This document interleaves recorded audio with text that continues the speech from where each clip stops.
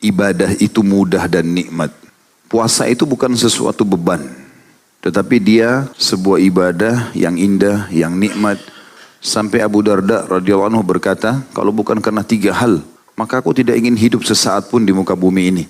Lalu beliau sebutkan yang paling pertama sekali adalah menikmati haus dan laparnya di siang hari Ramadan. Karena dinikmati itu sebagai ibadah. Kemudian nikmatnya meninggalkan tidur di malam hari karena sholat malam dan juga duduk sama orang-orang saleh. Puasa ini kenikmatannya justru di situ. Jadi itu sangat bagus dan orang yang terbiasa mengerjakan puasa sunnah, nanti puasa wajib jadi ringan buat dia. Orang biasa Senin Kamis, biasa puasa Iyamul Bid, begitu tiba Ramadan biasa aja bagi dia. Ini yang malas-malas puasa ini. Sepanjang tahun 11 bulan tidak pernah puasa, selalu kerjasama sama syaitan.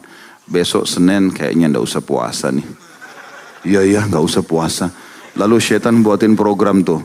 Kan jam 7 pagi keluar rumah, nanti haus. Biasa minum teh panas di kantin. Biasa begini dan begitu, akhirnya nggak puasa. Bukunya kosong terus dari amal itu. Yang harus dibangun dalam jiwa setiap muslim dan muslimah, ibadah itu mudah dan nikmat. Itu pondasinya. Sehingga tidak ada kejenuhan, tidak ada merasa malas, tidak ada merasa berat dengan ibadah. Yang biasa membuat kita jadi berat melakukan sebuah ibadah itu karena kita sudah membangun pondasinya, kayaknya berat nih puasa. Sebulan gak makan dan minum. Lalu kita terbawa dengan arus bisikan syaitan itu. Padahal tidak makan, tidak minum hanya dari pagi sampai maghrib saja. Dari maghrib sampai subuh makan sampai capek. Puasa sangat berhubungan dengan masalah kesehatan. Karena saya pernah berikan gambaran, badan kita ini ibarat mesin. Kalau mesin ini sudah rusak ini. Masuk panas, dingin, asam, manis, pedas. Kadang-kadang kita habis makan bakso panas, minumnya es setelah itu. Habis itu makan rujak yang pedas. Campur aduk semuanya. Ini kalau mesin rusak semua ini. Mesin mobil aja dengan kekuatan sekian banyak kuda tetap butuh servis. Nah Ramadan itu setahun sekali dari 11 bulan kita pakai perut kita, tubuh kita ini diistirahatkan. Diservis. Makanya kalau habis Idul Fitri biasanya makan sedikit aja udah kenyang. Seperti itu karena sudah sehat kembali. Maka jangan jadikan beban puasa itu. Itu yang saya ingin titik beratkan di awal. Pondasinya puasa dan ibadah yang lainnya semuanya nikmat dan mudah. Saya sudah sering bahasakan setiap kali antum mau melakukan satu perbuatan ibadah, cari tahu keutamaannya. Karena keutamaannya ini nanti akan mendorong kita untuk mau selalu semangat mengerjakan. Mau rajin sedekah, baca keutamaan sedekah. Mau rajin sholat malam, baca keutamaan sholat malam. Mau rajin bakti sama orang tua, baca keutamaannya. Semuanya. Bahkan keutamaan ini dianjurkan oleh para ulama diulang-ulangi. Karena kan ada sebuah hadis kita tersentuh justru setelah 7 kali dibaca. 10 kali dibaca. Wajar itu. Nah keutamaan puasa yang pertama yang kita bisa dapatkan adalah hadis riwayat Ahmad nomor 15.844. Yang berbunyi kata Nabi SAW, As-siyamu junnatun minan nari ka junnati ahadikum minal kital. Puasa itu adalah perisai dari neraka. Sebagaimana perisai salah seorang di antara kalian untuk perang. Artinya perisai itu sangat berguna sekali di zaman dulu. Lemparan panah, lemparan tombak, sabetan pedang, semua bisa ditangkis dengan perisai. Maka berarti kita bisa menangkis serangan neraka ini atau masuknya seseorang dalam neraka dengan puasa. Jadi ini bahasa kiasan yang sangat luar biasa, tinggi sekali maknanya. Artinya betul-betul kita akan tertameng dari api neraka hanya dengan puasa itu. Sebagaimana juga nanti kita lihat bahwasanya 1 hari puasa di jalan Allah, sunnah atau wajib, itu akan menyebabkan kita dijauhkan dari api neraka sejarak 70 tahun. Itulah hadis setelahnya. Hadis yang diriwayatkan Imam Bukhari nomor 2840 dan Imam Muslim 1153. Barang siapa yang berpuasa 1 hari di jalan Allah yang maha suci dan maha pemurah, maka Allah akan menjauhkan wajahnya dari neraka disebabkan puasa hari itu sejauh perjalanan 70 tahun. Dan ini keutamaan yang luar biasa kata ulama, baik itu puasa sunnah ataupun puasa wajib.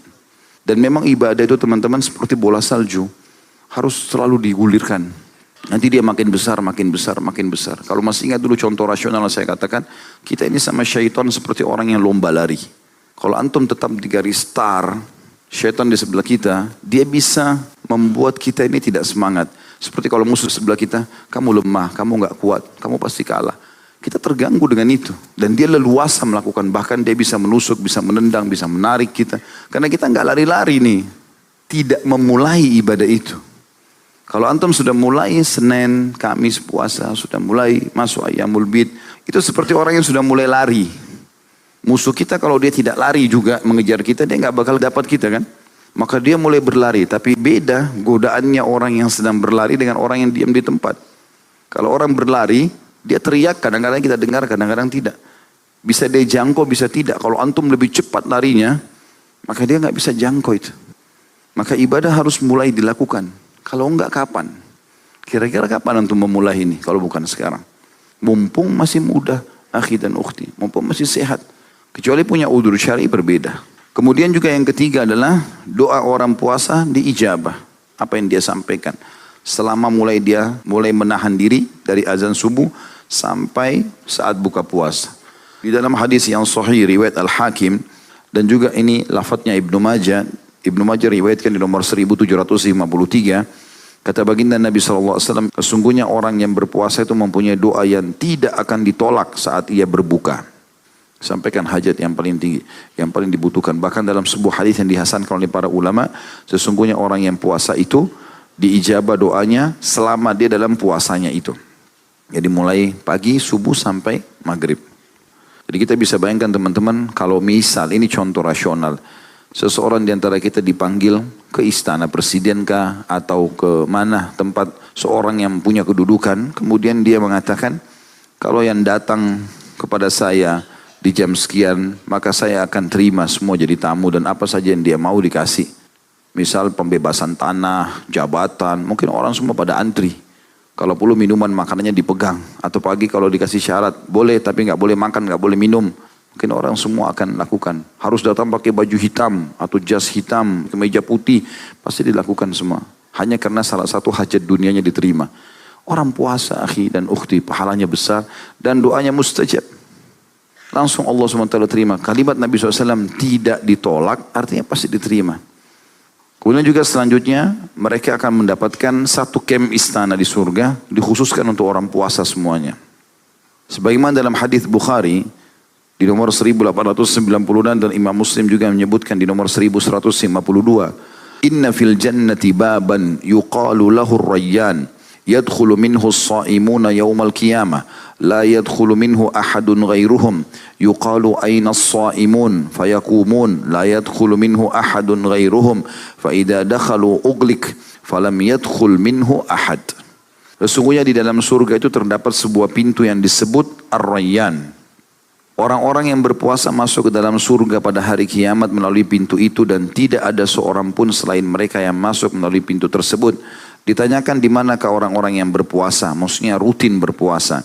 Kemudian mereka berdiri dan masuk melaluinya tanpa seorang pun selain mereka. Jika orang-orang yang berpuasa telah masuk, pintu tersebut ditutup sehingga tidak ada seorang pun selain mereka yang bisa masuk melaluinya. Kata ulama hadis yang dimaksud di sini adalah pintu-pintu surga sangat banyak, ada 8 pintu surga dalam hadis yang sahih dikatakan dan akan dipenuhi oleh manusia. Tapi ada satu pintu dikhususkan bagi orang yang rutin puasa sehingga tidak ada orang lain masuk di pintu itu. Karena pintu-pintu yang lain orang semua bisa masuk.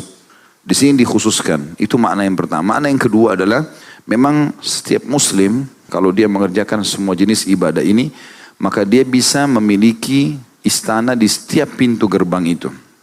Kata Nabi SAW, nanti akan ada orang yang dipanggil dari pintu sholat, pintu jihad, pintu sedekah, pintu puasa dan seterusnya.